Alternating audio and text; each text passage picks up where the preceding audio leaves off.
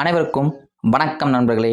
நம்ம இந்த வீடியோவில் என்ன தகவலை பற்றி பார்க்க போகிறோம் அப்படின்னு சொல்லி பார்த்தீங்கன்னா, ப்ரீவியஸ் இயர் கொஸ்டின் சீரிஸ், அதாவது 5000 ப்ரீவியஸ் இயர் கொஸ்டின் சீரிஸ் வந்து பார்த்துட்டு வரோம்ல, அதில் நம்ம ஒரு பார்ட் 7 வந்து பார்க்க போகிறோம். சரிங்களா, வாங்க வீடியோக்குள்ளே போகலாம். எல்லோரும் ஒரு லைக் பண்ணிவிட்டு பார்க்க ஸ்டார்ட் பண்ணுங்கள். நியூவாக பார்க்குறவங்க சப்ஸ்கிரைப் பண்ணி வச்சுக்கோங்க. கிட்டத்தட்ட 5000 கொஸ்டின் சீரிஸ் நிறையா பார்த்துட்டு வந்துட்டுருக்கோம். 4 புக் ஆப்ஷன் எக்ஸ்ப்ளனேஷன் புக்கில் எங்கே இருக்குது எல்லாம் சேர்த்து பார்த்து வந்திருக்கோம். ஸோ அந்த வகையில் இதுவும் ஒரு கொஸ்டின். இந்த கொஸ்டினை வந்து ஃபுல்லாக பார்க்க போகிறோம். சரிங்களா, சரி பார்க்கலாமா? பார்க்கலாம். கட்டாய தமிழ் தகுதி தேர்வு, சரிங்களா, அண்டு மதிப்பீட்டு தேர்வு. ஸோ பாருங்கள் நண்பர்களே, இது ரொம்ப முக்கியமான ஒரு கொஸ்டின், புரியுதுங்களா? ஸோ என்ன கொடுத்துருக்காங்க பாருங்கள், கட்டாய தமிழ் தகுதி தேர்வு, அது கூட ஓகே, ப்ளஸ் மதிப்பீட்டு தேர்வு சேர்த்து சொல்கிறாங்க. அப்படின்றப்ப எவ்வளோ இம்பார்ட்டன்ஸ்ன்றதை பார்த்துக்கோங்க. ரெண்டுமே குரூப் 4, இது வந்து என்ன சொல்கிறதுனா ரொம்ப இம்பார்ட்டண்டான கொஸ்டின். குரூப் 4 ஸ்டாண்டர்டில் வந்து வரும் இந்த கொஸ்டின். சரிங்களா, ஆதி சித்தராக கருதப்படுபவர் யார் அப்படின்னு கேட்டாங்கன்னா, யாருன்னா திருமூலர். திருமூலர் தான் என்ன பார்த்தோன்னா ஆதி சித்தர் அப்படின்னு சொல்லுவாங்க. இவருடைய இயற்பெயர் என்னன்னு பார்த்தா மூலன் அப்படின்னு சொல்லுவாங்க. மரியாதை முகூர்த்தமாக அவரை திருமூலர் அப்படின்னு சொல்லுவாங்க. சரிங்களா, ஸோ 3000 பாடல்களை பாடியுள்ளார். தமிழ் 3000 என அழைக்கப்படுவது இவருடைய பாடல்கள். சரிங்களா, இவருடைய பாடல்கள் தமிழ் 3000 என அழைக்கப்படுகிறது. சைவ திருமுறைகளில் 10ஆம் திருமுறையை இயற்றியவர் யார் அப்படின்னு கேட்டாங்கன்னா திருமூலர். சரிங்களா, 10ஆம் திருமுறைன்னு சொல்லுவாங்க. அதோடைய பேர் என்னன்னு கேட்டாங்கன்னா திருமந்திரம். உடலை வளர்த்தேன் உயிர் வளர்த்தேனே, அந்த உடம்பை வளர்த்தேன் உயிர் வளர்த்தேனே, அதை பற்றி பாடிப்பார். ஸோ நிறைய தகவல்கள் வந்து இவரை பற்றி எப்பவுமே டீம்ஸை கேட்பாங்க. சரிங்களா, இந்த நம்ம 8th நியூ புக்கில் கூட இவரை பற்றி நிறையா இருக்கும். சரிங்களா, படமாடா கோயில், பகவர் கொண்ட ஆமை, நடமாடா கோயில், நம்பர் கண்ட ஆமை, அந்த மாதிரிக்கு அவருடைய பற்றி வேர்ட்ஸ்லாம் வரும். சரிங்களா, ஒன்றே குலம் ஒருவனே தேவன் சொன்னது அவர் தான். இதெல்லாம் வந்து யார்? திருமூலர். ஸோ அகத்தியரை வந்து என்ன சொல்லுவாங்க அப்படின்னா குருமுனின்னு சொல்லுவாங்க. சரிங்களா, அகத்தியர் என்ன சொல்லுவாங்க? குருமுனி அப்படின்னு சொல்லுவாங்க. ஸோ தொல்காப்பியருடைய ஆசிரியர் தான் அகத்தியர். சரிங்களா, இடைக்காடன்னு ஒரு இடைக்காடு சித்தர் ஒருத்தர் இருப்பார். சரிங்களா, கோரக்கர். ஓகே, நூல்கள் நூலாசிரியர் பொறுத்துக ரொம்ப இம்பார்ட்டன்ஸுங்க. காற்றிலே மிதந்த கவிதை. சரிங்களா, காற்றிலே மிதந்த கவிதை, இது எது யாரும் பார்த்தோம்னா யார்? மு அருணாச்சலம். இது எப்படி ஞாபகம் வச்சுக்கலாம் அப்படின்னா, அருணாச்சலம் படம் பார்த்துருப்பீங்க எல்லாருமே வந்துட்டு. அது வந்து ரஜினிக்கு திடீர்னு நிறையா காசு கிடைக்கும். சரிங்களா, அதாவது கிராமத்தில் இருப்பார், திடீர்னு நிறையா காசு கிடைச்சோன்னே அப்படியே பறப்பார், காற்றிலே பறக்கிற மாதிரி அப்படி இப்படி அப்படின்னு செலவு செய்வார். ஸோ அப்போ மு அருணாச்சலம் காற்றிலே மிதந்த கவிதை அப்படின்னு ஞாபகம் வச்சுக்கோங்க. ஏட்டில் எளிதா கவிதை அப்படின்னு சொல்லி பார்த்தோன்னா அன்னகாமு. சரிங்களா, சரி ஒரு ஷார்ட்கட்காக சொல்கிறேன், வேணாம் இருக்கட்டும், ஷார்ட்கட் வேணாம். ஏட்டில் எதாவது கதைனா அன்னகாமு அப்படின்னு ஞாபகம் வச்சுக்கோங்க. அடுத்து பவளக்கொடி மாலை, கீவா ஜெகநாதன். சரிங்களா, பவளக்கொடி மாலை அப்படின்னா கீவா ஜெகநாதன். நாடோடி இலக்கியம் அப்படின்னா யார்? சாரி பவளக்கொடி மாலைனா கருணானந்த சுவாமிகள். சரிங்களா, சாரி நண்பர்களே, பவளக்கொடி மாலைனா கருணானந்த சுவாமிகள். நம்ம வந்து சுவாமிக்கு தான் மாலை போடுவோம். அப்போ கருணானந்த சுவாமிகள்லாம் யார்? பவளக்கொடி மாலை. நாடோடி இலக்கியம் அப்படின்னு பார்த்தோம்னா கீவா ஜெகநாதன். சரிங்களா, நாடோடி இலக்கியம்னா கீவா ஜெகநாதன். கீவா ஜெகநாதனை பற்றி பார்த்தோம் அப்படின்னா மலையருவி என்னும் நூலை வந்து தொகுத்துப்பார். பல்வேறு நாட்டுப்புற பாடல்களை வந்து மலையருவி அப்படின்ற தொலைப்பில் தொகுத்தவர் யார் அப்படின்னு சொல்லி பார்த்தோம்னா கீவா ஜெகநாதன் தான் தொகுத்திருப்பார். சரிங்களா, ஸோ வேறு என்ன பண்ணார் இவர்? நீங்களும் கவி பாடலாம் அப்படின்னு ஒரு நூல் வந்து எழுதியிருப்பார். சரிங்களா, அடுத்து நாட்டுப்புறவியலின் தந்தை என்று அழைக்கப்படுபவர் யார்? வானமா மாலை. இவர் எங்கே பார்த்துருப்பீங்க நீங்கள் அப்படின்னு பார்த்தீங்கன்னா மாசு அண்ணாமலை. வானமாமலை. இவர் எங்கேயுமே ஸ்கூல் புக்கில் நானுமே பார்த்தது கிடையாது. ஸோ நாட்டுப்புறவியலின் தந்தை யாருன்னு கேட்டாங்கன்னா வானமா மாலை. இதுவே வந்து உலக நாட்டுப்புறவியலின் தந்தை அப்படின்னு கேட்டாங்கன்னா ஜேக்கப் கிரீப். தமிழக நாட்டுப்புறவியலின் தந்தைன்னு கேட்டாங்கன்னா வானமா மாலை. சரிங்க நண்பர்களே, ஸோ சு சக்திவேல் அப்படின்றவர் யாருன்னு பார்த்தோம்னா நாட்டுப்புற இயல் ஆய்வு என்னும் நூலை தொகுத்தவர் யார் அப்படின்னு கேட்டாங்கன்னா இந்த சு சக்திவேல் அப்படின்னு சொல்லுவாங்க. சரிங்களா, புதிய ஆத்திச்சூடி என்ற நூலை எழுதியவர் யார்? பாரதியார். அப்போ அறிவியல் ஆத்திச்சூடி எழுதியவர் யார்? நெல்லை சுமுத்து. பொதுவாக ஆத்திச்சூடின்னு எழுதினவர் யாருன்னு கேட்டோம்னா ஔவையார். சரிங்களா, ஸோ அடுத்து புதுமை பித்தனை பற்றி பார்த்தோம்னா சிறுகதை மன்னன் அழைக்கப்படுவார். மணிக்கொடி இதழில் வந்துட்டு அதான் சொல்லுது கதை வந்து எழுதியிருப்பார். மணிக்கொடி காலம் அந்த காலத்தை வந்து கதை எழுதியிருப்பார். சாப விமோசனம், கடவுளும் கந்தசாமி பிள்ளையும், சாப விமோசனம், கடவுளும் கந்தசாமி பிள்ளையும், இதெல்லாம் வந்து எழுதியிருப்பார்ல புதுமை பித்தன். பாரதிதாசனை பற்றி சொல்கிறதுக்கு நிறையா இருக்கும். சரிங்களா, வாணிதாசன் பார்த்துக்கலாம்.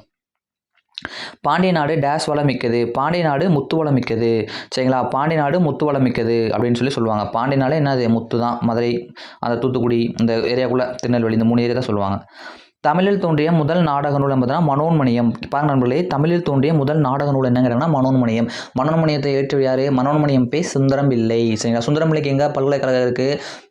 திருநெல்வேலியில் வந்துட்டு மனோன்மணியம் பல்கலைக்கழகம், அந்த சுந்தரம் பிள்ளை அவருடைய பேரில் வந்து பல்கலைக்கழகம் இருக்குது அப்படின்னு சொல்லுவாங்க. சரிங்களா, மனோன்மணியம் மெயினான விஷயம் நம்மளுடைய இந்த பே சுந்தரம் பிள்ளை. இதில் தான் வந்து என்ன இருக்குது?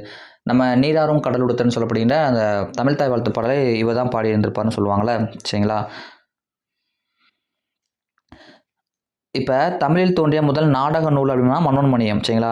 தமிழில் தோன்றிய முதல் காப்பியம் அப்படின்னு கேட்டாங்கன்னா சிலப்பதிகாரம் சரிங்களா. தேசிய காப்பியம், ஒற்றுமை காப்பியம், குடிமக்கள் காப்பியம்.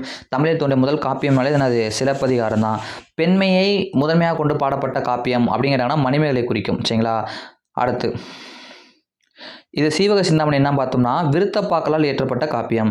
சீவக சிந்தாமணி என்ன அப்படின்னு சொன்னா விருத்தப்பாக்களால் இயற்றப்பட்ட முதல் காப்பியம்னு நினைக்கிறேன் சரிங்களா. அடுத்து காவடி சிந்தின் ஆசிரியர் யார் அப்படின்னு கேட்டாங்கன்னா அண்ணாமலையார். இவர் தான் வந்து காவடி சிந்தின் ஆசிரியர் நண்பர்களே. ஸோ இவர் தான் வந்து காவடி சிந்தின் ஆசிரியர் அண்ணாமலையார் அப்படின்னு சொல்லுவாங்க. ஸோ இவரை பற்றி வேறு என்ன அப்படின்னு சொல்லி பார்த்தோன்னா காவடி சிந்தின் ஆசிரியர்னு சொல்லுவாங்க. இவர் வந்து பார்த்தோன்னா சென்னிக்குளம் அண்ணாமலையார். நம்ம அருணகிரிநாதர் இருக்கார்ல திருப்புகழ் பாடியவர், அவரை பார்த்துட்டு இவர் காவடி சிந்து வந்து பாடினார் அப்படின்ற மணிக்கெலாம் சொல்லியிருப்பாங்க. ஸோ இந்த காலத்தில் பாடக்கூடிய காவடி சிந்தெல்லாம் பார்த்தோம்னா கழுகுமலையில் இருக்கக்கூடிய வெட்டுவான் கோவில் முருகன் மேல் தான் அப்படின்னு தான் வந்து சொல்லியிருப்பாங்க. ஸோ சார் தெரிஞ்சுக்கோங்க சரிங்களா. அருணகிரியார் இந்த கீழே கொடுத்துருக்காங்க பாருங்கள். இவரை பார்த்துட்டு தான் அந்த பாட்டை பாடியிருப்பார் சரிங்களா. அருணகிரியார் யார்? திருப்புகழ் பாடியவர் சரிங்களா. அதிவீர ராமபாண்டியர் இவர் யார்? நம்ம 10th புக்கில் வருவார்ல அதிவீர ராமபாண்டியர். சீவலமாறன் என பட்ட பெயர் உடையவர். காசி காண்டம் என்றால் காசி நகரத்தின் பெருமைகளை கூறும் நூல். வாயு சமக்கீதை, திருக்கருவை அந்தாதி இந்த மாதிரி நூல்கள்லாம் எழுதியிருப்பார்ல அந்த நம்ம அதிவீர ராமபாண்டியர். குமரகுருபரர் வந்து பார்த்தோம்னா 17ஆம் நூற்றாண்டை சேர்ந்தவர். முத்துக்குமார சுவாமி பிள்ளைத்தமிழ், மீனாட்சி அம்மை பிள்ளைத்தமிழ் இந்த மாதிரி நூல்கள்லாம் வந்து எழுதியிருப்பார். முத்துக்குமார சுவாமி பிள்ளைத்தமிழ், மீனாட்சி அம்மை பிள்ளைத்தமிழ், அப்புறம் கைலை கலம்பகம், மதுரை கலம்பகம் அந்த மாதிரி நூல்கள்லாம் வந்து எழுதியிருப்பார். நீதிநெறி விளக்கம் வந்து பார்த்தோம்னா 104 பாடல்களை கொண்டுள்ளது. அதில் வந்து பதிமார் கலைஞர் வந்து 51 பாடல்கள் வந்து உரை எழுதியிருப்பார் அப்படின்ற மாதிரிலாம் சொல்லியிருப்பாங்க. சிலப்பதிகாரத்தில் இல்லாத காண்டம் புகார் காண்டம், மதுரை காண்டம், வஞ்சி காண்டம். ஆரண்ய காண்டம் மட்டும் இல்லை. ஏன் அப்படின்னா ஆரண்ய காண்டம் என்பது கம்பராமாயணத்தில் வரக்கூடிய காண்டம். ஸோ அப்போ புகார் காண்டம், மதுரை காண்டம், வஞ்சி காண்டம் சரிங்களா. இது 3 வந்து வரும். புகார் காண்டம் எத்தனை கதைகள் உடையது? 10 கதைகளை உடையது. மதுரை காண்டம் எத்தனை கதைகளை உடையது? 13 கதைகளை உடையது. வஞ்சி காண்டம் 7 கதைகள் உடையது. மொத்தம் 3 காண்டம் 30 கதைகளை உடையது சிலப்பதிகாரம். அப்போ கம்பராமாயணம் எத்தனை கதைகள் உடையது? கமெண்ட் பண்ணுங்கள் கீழே. கம்பராமாயணம் எத்தனை கதைகள் உடையது? கமெண்ட் பண்ணுங்கள். எல்லாத்தையும் நான் சொல்லக்கூடாதுல்ல. சரியான இணையை தேர்வு செய்க. இரட்டை காப்பியங்கள் என்பது என்னது? சிலப்பதிகாரமும் மணிமேகலையும் எல்லாருக்குமே தெரிஞ்ச விஷயம். அப்போ சீவக சிந்தாமணி, வளையாபதியில் என்னது? ஐம்பெருங்காப்பியங்கள். சிலப்பதிகாரம், மணிமேகலை, சீவக சிந்தாமணி, வளையாபதி, குண்டலகேசி இது எல்லாமே என்னது? ஐம்பெருங்காப்பியங்கள். நாடக காப்பியம் மேலே சொன்னா நான் காதால் தான் கேட்டுருந்தீங்க அதை அடிச்சிருப்பீங்க. நாடக காப்பியம்னா என்னது? சிலப்பதிகாரம் சரிங்களா. விருத்தப்பாக்களால் இயற்றப்பட்ட முதல் காப்பியம் அப்படின்னு என்னன்னா சீவக சிந்தாமணி. மனநூல் என அழைக்கப்படும் நூல் எதுன்னு கேட்டாங்கன்னா சீவக சிந்தாமணி சரிங்களா. சீவக சிந்தாமணி எழுதியவர் திருத்தக்க தேவர். ஊவேசா முதலில் பதிப்பித்த இலக்கியம் என்னங்க காப்பியம் என்னங்கன்னா சீவக சிந்தாமணி தான். 1887 சிவ பதிப்பிப்பார் சரிங்களா. அடுத்து மணிமேகலை பார்த்துக்கலாம். மணிமேகலை வந்து பௌத்த காப்பியம்னு சொல்லுவாங்க. கம்பர் அவைப்புலவராக விளங்கிய அரசவை என்ன பார்த்தோன்னா குலோத்துங்க சோழன். அதாவது 2ஆம் குலோத்துங்க சோழன் கரெக்டாக சரிங்களா. இப்போ முதலாம் குலோத்துங்க சோழனிடம் அவைகள புலவராக இருந்தவர் யார் அப்படின்னு கேட்டாங்கன்னா நம்ம ஜெயங்கொண்டா இருக்கார் பார்த்தீங்களா. கலிங்கத்து பரணியின் ஆசிரியர் அவர் தான் வந்து முதலாம் குலோத்துங்க சோழன்ட்ட வந்து அவைகள புலவராக இருப்பார். 2ஆம் குலோத்துங்க சோழன்ட்ட வந்து யார் அவைகள புலவராக இருப்பாங்கன்னா நம்ம கம்பர் வந்து இருப்பார் சரிங்களா. அடுத்து தமிழுக்கு கதி என்று போற்றப்படும் நூல்கள் யாவைன்னு கேட்டாங்கன்னா கம்பராமாயணமும் திருக்குறளும். கம்பராமாயணமும் திருக்குறள் தான் வந்துட்டு தமிழுக்கு கதி என போற்றப்படும் நூல்கள். அப்படி சொன்னவர் யார் அப்படின்னு கேட்டாங்கன்னா திருமணம் செல்வ கேசவராய முதலியார் சரிங்களா. திருமணம் செல்வ கேசவராய முதலியார் அவர் தான் என்ன சொன்னார் அப்படின்னு பார்த்தோன்னா தமிழுக்கு கதி என போற்றப்படும் கம்பராமாயணமும் திருக்குறளும் அப்படின்னு சொல்லியிருப்பார். இது வந்து தகுதி தேர்வு தாங்க ப்ளஸ் மதிப்பீட்டு தேர்வு. இது கொஞ்சம் சிலபஸ் கொஞ்சம் இருக்கும். அதே டயத்தில் இலக்கணமும் கவராக இருக்கும் சரிங்களா. யாரும் வந்து இப்படி இருக்கேன்னு நினைக்க வேணாம். எல்லாமே வந்து நியூவும் கேட்பாங்க சரிங்களா. 35 கொஸ்டின் இலக்கண கொஸ்டின் கேட்டிருந்தாங்க. இலக்கியத்துலேருந்தும் கேட்டிருக்காங்க. ஸோ அதனால் வந்து வரும் important question EO exam question நினைக்கிறேன். சரியா ஞாபகம் இல்லை, ஆனால் ரொம்ப இம்பார்ட்டன்ட் கொஸ்டின். கம்பராமாயணத்தில் அயோத்திய காண்டம் 2ஆம் காண்டம் ஆகும். கூற்று 2. அயோத்தியா காண்டத்தில் 13 படலங்கள் உள்ளது. ஸோ 2 கரெக்டாக. கூற்று 1ம் கூற்று 2ம் சரி. ஏன் அப்படின்னா கம்பராமாயணத்தில் 2ஆவது காண்டம் அயோத்தியா காண்டம் தான் சரிங்களா. ஃபஸ்ட்டு ஆரண்ய காண்டம், அடுத்து அயோத்தியா காண்டம், அடுத்து கிட்கிந்த ஆரண்ய காண்டம், அயோத்தியா காண்டம், ஆயுத காண்டம், கிட்கிந்த காண்டம், சுந்தர காண்டம், யுத்த காண்டம், இன்னொரு காண்டம் வருமே மிஸ் பண்ணிட்டேன். ஃபஸ்ட்டு பாலகாண்டம், அடுத்து வந்து அயோத்தியா காண்டம், அடுத்து ஆரண்ய காண்டம், அடுத்து கிட்கிந்த காண்டம், அடுத்து சுந்தர காண்டம், கடைசி 6ஆவது காண்டம் தான் என்னென்னா யுத்த காண்டம். ஸோ கம்பராமாயணத்தின் 7ஆவது காண்டம் ஆகிய உத்தரகாண்டத்தை இயற்றியவர் யார் அப்படின்னு கேட்டாங்கன்னா ஒட்டக்கூத்தர் சரிங்களா. ஒட்டக்கூத்தர் யார்? ராசராச சோழன் உள்ளாவே பாடியவர். ஸோ வந்து ரெண்டுமே கரெக்ட் நம்மளே. அயோத்தியா காண்டத்தை வந்து என்ன சொல்லுவாங்க அப்படின்னா ஆமாம் 13 படலங்கள் கரெக்டு தான். இது 10th ஓல்டு புக்கில் இருக்கும். அடுத்து புறந்தூய்மை நீரானமையும் அகந்தூய்மை வாய்மையால் காணப்படும். இது ஒரு திருக்குறள் நம்மளை. புறந்தூய்மை நீரானமையும் அகந்தூய்மை வாய்மையால் காணப்படும் என்பது ஒரு திருக்குறள். பார்த்துக்கோங்க. தேசம் உடுத்திய நூலாடை என கவிஞர் தாராபாரதி எதை குறிப்பிடுகிறார் அப்படிங்கிறனா இதெல்லாம் கேட்பீங்களே, பாடலுடைய பொருள் படிக்கிறோமா, பாடலின் பொருள் படிக்கிறோமா, இது 6th 3rd டேர்மில் தாராபாரதி அப்படின்ற படம் ஃபஸ்ட்டு படம் இந்த பாரதம் அன்றைய நாட்டங்களில் வரும். ஸோ தேசம் உடுத்திய நூலாடைன்னு எதை சொல்லுவார்னா திருக்குறளை சொல்லுவார். மெய்யுணர்வே மேலாடைன்னு சொல்லியிருப்பார். என்னங்களா, அதாவது தேசம் உடுத்திய நூலாடைன்னு சொல்லி திருக்குறளை சொல்லியிருப்பார். மெய்யுணர்வே மேலாடை அப்படின்றவரையும் மெய்யுணர்வு வந்து மேலாடை அப்படின்னு சொல்லியிருப்பார். சரிங்களா. அந்த தாராபாரதி பேர் என்னது, ராதாகிருஷ்ணன். விரல் நூலின் வெளிச்சங்கள், இதயங்கள் கிழக்கு, புதிய விடியல்கள், இந்த மாதிரி நூல்கள்லாம் எழுதினவர் யார் அப்படின்னு சொல்லி பார்த்தோம்னா நம்ம தாராபாரதி வந்து எழுதிப்பார். ஒரு நல்லாசிரியர் விருது வந்து பெற்றவர் சொல்லுவாங்க. கவி ஞாயிறு மெயினான பாயிண்ட். சரிங்களா. அதுக்கப்புறம் என்ன இருக்குது இடையில, திருப்பாவை இயற்றியவர் யார், ஆண்டாள். சரிங்களா. திருப்பாவை எத்தனை பாடல்களை கொண்டது, கீழே கமெண்ட் பண்ணுங்க பார்க்கலாம். திருவாசகத்தை இயற்றியவர் யார், மாணிக்க வாசகர். திருவாசகம் திருக்கோவையும் விட்டார். திருவாசகத்தை ஜி போப் ஆங்கிலத்தில் மொழிபெயர்த்த ஆண்டு என்ன கேட்டோம்னா 1900. திருவாசகத்திற்கு ஒருவார் ஒரு வாசகத்திற்கு முருகார் அப்படின்னு சொன்னவர் யார், ஜி போப். அழுது அடியடைந்த அன்புடன் அழைக்கப்படுவர் யார், மாணிக்க வாசகர். ஸோ புதுக்கோட்டை ஏன்னா திருவாசகத்தை இயற்றிய மாணிக்க வாசகர். திரிகிடத்தை பற்றி பார்த்தோன்னா திரிகிடத்தின் ஆசிரியர் யார், நல்லாதனார். சரிங்களா. திரிகிடகம் 3 கருத்துக்களே கூடியது. 14 கீழ்கணக்கு நூல் 1 அப்படின்லாம் சொல்லுவாங்க. ஓகே நண்பர்களே. அடுத்து வழிப்பறி நிறைகவர்தல் ஆகியன பாலை துணைக்குரிய தொழில்கள். அதாவது வழிப்பறி நிறைகவதல் இது வந்து நியூ புக்கில் இருக்கவே இருக்காங்க, ஓல்டு புக்குங்க அது. சரிங்களா. ஸோ வழிப்பறி நிறைகவதல் என்பது என்ன பார்த்தோன்னா பாலை நிலத்திற்குரிய தொழில்கள்னு சொல்லுவாங்க. அப்போ முல்லை நிலத்துக்கு என்ன சார் தொழில், ஆணிரை மேய்த்தல். சரிங்களா. அப்போ நெய்தல் நிலத்துக்கு கடலில் என்ன பண்ணுவாங்க, உப்பு விளைவிப்பாங்க, மீன் பிடிப்பாங்க. ஸோ மருதத்துக்கு விவசாயம் பண்ணுவாங்க, உழவு செய்வாங்க. அடுத்து சமுத்திரம் படைப்புகளை மட்டும் தேர்வு செய்க. வாடாமல்லி, பாலைப்புறா, மண் சுமை, தலைப்பாகை. இதான் வந்து சமுத்திரத்துடைய பாடல்கள். அதாவது சமுத்திரம் பார்த்தோம்னா திருநெல்வேலி மாவட்டம் திப்பனம்பட்டியை சேர்ந்தவர் அப்படின்னு சொல்லுவாங்க. சமுத்திரம் அவர் தான் வாடாமல்லி. இந்த வளத்தம்மா அப்படின்னு சொல்லிட்டு 9th புக்கில் 9வது லெசன் நினைக்கிறேன். ஸோ அந்த லைனில் வந்து கொடுத்துருப்பாங்க, வளத்தம்மா தாய்மைக்கு வறட்சி இல்லை அப்படின்ற மணிக்கு எழுதியிருப்பார்ல, அவர் தான் இவர். சரிங்களா. அப்போ புலரி, முன்பின், ஆதி, அந்நியமற்ற நதி, மணலுள்ள ஆறு இதெல்லாம் இருந்தவர் யாருன்னு கேட்டாங்கன்னா கல்யாண சுந்தரம். கல்யாண சுந்தரோட இயற்பெயர் என்ன பண்ணோம்னா அதாவது கல்யாண்ஜியோட இயற்பெயர் தான் கல்யாண சுந்தரம். சரிங்களா. கல்யாண சுந்தரம் அவர் வந்து பார்த்தோம்னா 2016 இது ஒரு சிறி இசை அப்படின்ற நூலுக்காக சாகித்ய அகாதமி விருது வந்து வாங்கினார். வண்ணதாசன் அப்படின்ற புனைப்பெயரில் கதை இலக்கியத்திலும் பங்களிப்பு செய்து வரவர் தான் அந்த கல்யாண்ஜி. சரிங்களா. அக்கறை அப்படின்ற நூல் எழுதியிருப்பார். ஸோ உதித்த என்ற சொல்லிக்கூடிய எதிர்ச்சொல் கேட்டாங்கன்னா உதித்தனா மறைந்த அப்படின்னு சொல்லி எதிர்ச்சொல். நான் சொன்னேன்னா இலக்கணம் வரும்னு. சார்பெழுத்து வகைக்கு டேஷ் பொருந்தாது, உயிரெழுத்து பொருந்தாது. ஏன்னா உயிரெழுத்தும் சார்பு, அதாவது முதலெழுத்துக்கள் எனக்கு கொடுத்தது உயிரெழுத்துக்கள் 12 சரி ஏன்னா உயிரெழுத்துக்கள் 12 மெய்யெழுத்துக்கள் 18 முதலெழுத்துன்னு சொல்லுவாங்க. எழுத்து வந்து 2 வகைப்படும், ஒன்று முதலெழுத்து, இன்னொன்று சார்பெழுத்து. ஸோ வந்து நம்ம சார்பெழுத்து அந்த உயிரெழுத்து என்பது இதில் வந்துடும், முதலெழுத்துக்களில் வந்துடும். சார்பெழுத்தில் வராது. சார்பெழுத்து மொத்தம் 10 வகைப்படும். என்னது, உயிர்மை, ஆயுதம், உயிரிழப்படை, ஒட்டளப்படை, குட்டியிலுரம், குட்டியிலுரம், ஐகார குறுக்கம், ஆயுத குறுக்கம், மகர குறுக்கம் சொல்லுவோம்ல, அந்த 10 வந்துடும். சரிங்களா. அதில் உயிரெழுத்து வராது, உயிரெழுத்து முதலெழுத்தில் வந்துடும். பின்வருவனவற்றுள் தாராபாரதி எழுதாத நூல். நான் மேலே சொன்னேன்னா நீங்கள் காதல கேட்டால் அந்த கொஸ்டின் அடிச்சிருந்துக்கலாம். புதிய விடியல்கள், இதயங்கள் கிழக்கு, வேல்நூல் வெளிச்சங்கள். ஸோ 2 வீடு அவர் எழுதலை. ஏன்னா 2 வீடு நூல் எழுதியவர் யார், பாரதிதாசன். மரபிப்படை நீக்கிய சொல்லை காண்க. கருங்குயில் கூவும். குயில் கூவும் நம்ம எடுத்துக்கணும். சரிங்களா. குயில் கூவும். மயில் கத்துமா, தப்பு, ஏன்னா மயில் ஆகவும். கிளி கீச்சிடுமா, தப்பு, ஏன்னா எலி தான் கீச்சிடும். கிளி பேசும் அல்லது கொஞ்சம். யானை பாடுமா, யானை பிளிரும். சரிங்களா. ஒளி வேறுபாடு அறிந்து பொருள் எழுத. அலை அப்படின்னா கடல் அலை, இது வந்து கடல் அலையை குறிக்கும். இந்த அலைனா புற்றுன்னு சொல்லுவாங்க. இந்த அலைனா கூப்பிடு, ஈஸியாக தான் இருக்குது. இந்த அலைனா கூப்பிடுன்னு எல்லாருக்குமே தெரியும். ஸோ இதை வச்சு நீங்கள் எடுத்துடலாம். இந்த அலைனா கடல் அலைன்னு தெரியும். ஸோ இந்த ரெண்டுமே கரெக்டாக இருக்குது. இந்த அலைனா புற்று மட்டும் கொஞ்சம் டவுட்டாக இருக்கும், படிச்சுக்கோங்க. சரிங்களா. அலை இந்த அலை வந்துச்சுன்னா புற்று. இந்த லைன் சொல்கிறேன், என்ன லைன் தெரிஞ்சுக்கோங்க. கடல் அலை நம்ம படிக்கிறோம்ல, இது பேர் என்ன அப்படின்னு பார்த்தோம்னா வகரலகரம்னு சொல்லுவாங்க. சரிங்களா. ஸோ வகரலகரம்னு சொல்லுவாங்க. நம்ம பொதுவாக குண்டுலகரம்னு சொல்லுவோம்ல, அதான் வந்து கடல் அலையை குறிக்கும். இது என்ன அலைன்னு பார்த்தோம்னா பொதுலகரம் அல்லது நகரம், அதாவது 2 சொல்லினா அந்த லகரம் சொல்லுவாங்க. இது வந்து வந்தோன்னா புற்று. அடுத்து இந்த அலைனா சிறப்பு லகரம் சொல்லுவோம், அல்லது மகர லகரம் அப்படின்னு சொல்லுவோம். ஸோ இது வந்து கூப்பிடுன்னு அர்த்தம். இந்த ஓரெழுத்து ஒரு மொழி தரும் பொருள் என்ன அப்படிங்கிறனா மதகு நீர் தாங்கும் பலகை. 7th செகண்ட் டைம்ல வரும். அப்படின்னா மதகு நீர் தாங்கும் பலகைன்னு சொல்லுவாங்க.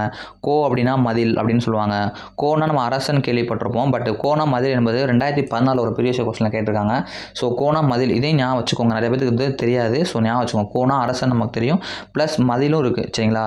சிவிகைனா குடை அப்படின்னு சொல்லுவாங்க. அகல்னா விளக்குன்னு சொல்லுவாங்க. சரிங்களா நண்பர்களே. அகர வரிசைப்படி சொற்களை செய்தல். ஒன்றும் இல்லை, ஃபஸ்ட்டு சா எடுப்போம், அடுத்து என்னது சின்ன சி எடுப்போம், அடுத்து சி, அவ்வளோதான். குரில் சி, நெடில் சி, ஆப்ஷன் பி சரியான அகர வரிசை. அப்போ ஃபஸ்ட்டு என்ன எடுப்போம், கா இருக்குது, அப்போ காக்கை, காக்கா, கீ, அப்போ தான் கீ எடுப்போம், அப்புறம் கீற்று, அடுத்து கூ எடுப்போம், அப்புறம் கூ, காக்கா கீ கூ, அந்த வரிசையில் இருக்குது. அவர் கடைசியாக கேணி, ஈஸியாக தான் இருக்குது, பரவாயில்ல. முறையான தொடர் அமைப்பினே கொடுங்க. கதிரவன் காலையில் உதித்து மாலையில் மறையும். இது வந்து 6th புக்கில் இருக்கும் சரிங்களா. 6th புக்கில் செகண்ட் டைமில் ஒரு மொழித்திறன் பயிற்சி இருக்கும். ஆனால் பாருங்கள் செகண்ட் டைமில் தான் இருக்கும் சரிங்களா. கதிரவன் காலையில் உதித்து மாலையில் மறை தான் கரெக்டாக இருக்கும். மிச்சம் எதுவுமே வந்து அடாப்டாக ஆகாது சரிங்களா. விட்டு விட்டு இலக்கண குறிப்பு தருக. அடுக்குத்தொடர் அப்படின்னா என்ன பார்த்தோன்னா பிரித்தால் பொருள் தரக்கூடியதை நம்ம அடுக்குத்தொடர்னு சொல்லுவோம். ஸோ விட்டு விட்டு அப்போ பிரித்தால் பொருள் தருதா, விட்டுனா என்னது அப்போ பொருள் தருது, அப்போ இது அடுக்குத்தொடர். இதுவே பிரித்தால் பொருள் தரலாட்டு என்ன இரட்டை கிளவி கலகல சலசல. அதே டயத்தில் அடுக்குத்தொடர் எத்தனை முறைனா 2லிருந்து 4 முறை வரை அடுக்கி வரும். இரட்டை கிளவி 2 தடவை தான் சேர்ந்து வரும் அப்படின்னு சொல்லியிருப்பாங்க சரிங்களா. அடுத்து எண்ணுமைனா அந்த இம்மு வந்து வெளிப்படையாக வரும். காலமும் தான் முற்றுமை, அதாவது அண்ணனும் தம்பியும் இரவும் பகலும் இது வந்துச்சுன்னா அது வந்து என்னது எண்ணுமை அப்படின்னு சொல்லி நம்ம சொல்லுவோம். இலக்கண குறிப்பு தவறான பொருத்தத்தை எழுதுக. அதாவது தாய் சேய் அப்படின்னா உண்மை தொகை கரெக்ட். ஏன்னா தாயும் சேயும் அப்படின்றப்ப இந்த உம்மு வந்து உள்ள மறைஞ்சு வருது நண்பர்களே. அதனால் இது என்ன அப்படின்னு சொல்லி பார்த்தோம்னா உண்மை தொகை சரிங்களா. அடுத்து முறுக்கு மீசை வந்தால் தப்பு. ஏன் அப்படின்னா முறுக்கு மீசையை உடையவர் வந்தார் அப்படின்னு சொல்லுவாங்க. அப்படின்னா இது என்னது அன்மொழி தொகை, அதனால் இதுவும் தவறு. அடுத்து கரும்பு தின்றான், இது என்ன அப்படின்னு பார்த்தோன்னா அன்மொழி தொகைன்னு சொல்லுவாங்க, தப்பு. ஏன்னா கரும்பை தின்றான் இது 2ஆம் வேற்றுமை தொகை. கரும்பை இந்த ஐ மறைஞ்சு வருது. பொதுவாக வந்து ஒரு விஷயம் தெரிஞ்சுக்கோங்க, மறைஞ்சு வந்தால் அது தொகைன்னு சொல்லுவாங்க, வெளிப்படையாக வந்தால் தொடர்ன்னு சொல்லுவாங்க. இப்போ செம்மையாகிய மலர் அப்படின்னு அந்த வெளிப்படையாக அந்த மை வந்துருச்சுன்னா அது பண்பு தொடர். இதுவே வந்துட்டு செங்காந்தல் அப்படின்னு சொன்னாங்கன்னா அது செம்மை கூட்டல் காந்தல் பிரிப்போம். அப்போ அது மறைஞ்சு வந்த மை மறைஞ்சு வரனால அது வந்து பண்பு தொகைன்னு சொல்லுவாங்க. வெண்குடை அப்படின்னா பண்பு தொகை சரிங்களா. வெண்மை குடை வெண்மையான குடை வந்து வெளிப்படையாக வந்துச்சுன்னா அந்த மை இங்கே மறைஞ்சு வருது, வெண்மையான குடை அப்படின்னு வரணும். ஸோ வந்து வல்ல, அதனால அது பண்பு தொகை. இது வெண்மையான குடை வெளிப்படையாக கொடுத்தாங்கன்னா அது வந்து பண்பு தொடர்ன்னு சொல்லுவாங்க. பண்பு தொகை அப்படின்னா பார்த்தோம்னா நிறம், எண், சுவை, அளவு, வடிவம் இதெல்லாம் குறிக்கக்கூடியது பண்பு தொகை. அது மட்டும் இல்லாமல் பண்புத்தொகை வந்து மை விகுதி பெற்று வரும் அப்படின்னு சொல்லி சொல்லுவாங்க சரிங்களா நண்பர்களே. விடைக்கேற்ற வினாவை தெரிவு செய்க. மாறன் 10ஆம் வகுப்பில் படிக்கிறான். இந்த மாதிரி நம்ம மறுபடியும் உங்களுக்கு சொல்கிறது, இந்த மாதிரி விடைக்கேற்ற வினா வந்தால் நம்ம புதுசாக எந்த விடமே சேர்க்கக்கூடாது. அங்கே இருக்க வேர்டு தான் அங்கே வரும். ஒரே ஒரு இடத்துல மட்டும் அந்த வேர்டை கட் பண்ணிட்டு அதுக்குள்ளே வேறு வேர்டை போட்டிருப்பாங்க. பாருங்கள், மாறன் 10ஆம் வகுப்பு படிக்கிறான். மாறன் 10ஆம் பதிலாக எடுத்துகிட்டு எந்தன்ற வேர்டு யூஸ் பண்ணிக்காங்க. அந்த வகுப்பில் அப்படியே வந்துருச்சா, படிக்கிறான் அப்படியே வந்துருச்சா. இன்னொன்று மிச்சத்தை உங்களுக்கு எக்ஸாம்பிள் சொல்கிறேன். மாறன் என்ன படிக்கிறான், அப்போ மாறன் சரி ஓகே என்ன சரி 10ஆம் வகுப்பு வச்சுக்கிடுவோம், படிக்கிறான்னு வந்துச்சு. அப்போ அந்த வகுப்பில்ன்ற வேர்டு இங்கே இல்லை, அப்படி வரக்கூடாது சரிங்களா. அப்போ அந்த வேர்டு வரணும். அடுத்து இங்கே இவங்க மாறன் படிப்பது யாது, அப்போ இங்கேயும் வகுப்புன்ற வேர்டும் வரல, 10ன்ற வேர்டும் வரல, படிக்கிறான்ற வேர்டு 3 வேர்டுமே வரல, அப்போ இதுவும் வராது. இங்கே பாருங்கள் மாறன், இந்த மாறன் வந்துருச்சு. அடுத்து ரொம்ப அடிச்சிட்டோமா, அது பாருங்கள் மாறன், இந்த மாறன் வந்துருச்சு. வகுப்பில், ஆனால் இங்கே வகுப்பு சரிங்களா, வகுப்பில்னு வரணும். இது வந்து வகுப்பில் வந்துருக்கா, இங்கே வகுப்பு படிக்கிறான். ஸோ அதுவும் வரல. அப்போ ஏதாவது ஒரு வேர்டை எடுத்து தான் அந்த வேர்டு வரும். இப்போ புரியுதுன்னு நினைக்கிறேன் விடைக்கேற்ற வினா. ஸோ மனிதர்கள் செய்ய இயலாத கடினமான செயல் ரோபோக்கள் செய்கின்றன. மனிதர்கள் இந்த இருக்குது, செய்ய இந்த இருக்குது, இயலாத இருக்குது, அதாவது நம்ம செய்ய இயலாத, அதாவது கடினமான பதிலாக வந்துட்டு இயலாத சரிங்களா செயல்களை ரோபோக்கள் செய்கின்றன. செயலை செய்பவை யாவை, அவ்வளோதான் சரிங்களா.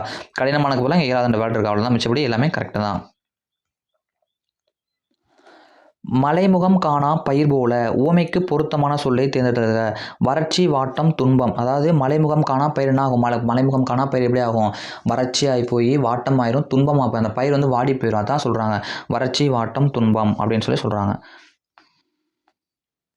பழம் நழுவி பாலில் விழுந்தது போல உவமை தொடர் இலக்கணம் வருதா. ஸோ பழம் நழுவி பாலில் விழுந்தது போல அப்படின்னு பார்த்தோம்னா நினைத்தது ஒன்று, பிடித்த செயல் ஒன்று எதிர்பாராமல் நடப்பது. இப்போ பழம் நழுவி பாலில் விழுந்துருச்சுன்னு சொல்லி நிறையா சினிமா படங்களில் சொல்லுவாங்க. அப்படின்னா என்னென்னா நம்ம நினச்சது ஒன்று, ஆனால் நமக்கு பிடிச்ச செயல் ஒன்று எதிர்பாராமல் நடந்துச்சு. நம்ம ஒன்று நினச்சோம், அதுவும் நடந்து இன்னொரு விஷயம் நம்ம பிடிச்சது சேர்ந்து நடக்குது பார்த்தீங்களா. அதை தான் பழம் நழுவி பால் விழுந்து. அதாவது லட்சம் ஒரு லட்சம் நம்ம கிடைக்கணும் எதிர்பார்த்துட்ருக்கோம், 1 கோடி ரூபாய் கிடைக்கிறது சரிங்களா. அந்த மணிக்கு ஒரு இதை சொல்லுவாங்க. எதுகை மூனை ஏபுவற்றை ஏதேனும் ஒன்றை தேர்ந்தெடுத்தல்கள். இதான் சொல்லுவாங்க எதுகை இருக்கான். பெருமை, கருமை, அதாவது அடிதோறும் 2ஆம் எழுத்து ஒன்றி வருவதா எதுகை அப்படின்னு சொல்லுவாங்க. ஸோ இங்கேயும் ரூ இருக்கா, அப்போ இங்கேயும் ரூ இருக்கா. ஸோ அதனால் வந்து 2ஆம் எழுத்து ஒன்றி வருதா, அதான் எதுகை அப்படின்னு சொல்லுவாங்க. கெடுப்பதும் கெட்டார்க்கு சார்வாய் மாற்றி அங்கே எடுப்பதும் இல்லாமலை. வந்திருக்கா, வந்தால் அடி அளபடை தொடை சரிங்களா. அளபடைன்னு சொல்லுவோம்ல, அதாங்க வெளிப்பட வந்தால் அளபடை. ஈ வந்தால் சொல்லி சேரபடை. உம்முன்னு வந்துச்சுன்னா இன்னி சேரபடை. அந்த மாதிரி உயிரெழுத்துக்கள் அளபடுத்த வந்துச்சுன்னா அது செயலுசை அளபடை அல்லது இசை நிறை அளபடை அப்படின்னு சொல்லுவாங்க சரிங்களா. அதாவது செயலில் ஓசை குறையாத போதும் அளபெடுப்பது என்ன அப்படின்னு சொல்லி கேட்டாங்கன்னா இன்னிசை அளபடை. செயலில் ஓசை குறையும் போது அளபெடுப்பதுன்னு கேட்டாங்கன்னா செயலுசை அளபடை சரிங்களா. யாருக்கு மருந்துண்ணும் தேவை ஏற்படாது என்கிறார் திருவள்ளுவர்னா, முன் உண்டது செரித்த பின் உண்பருக்கு.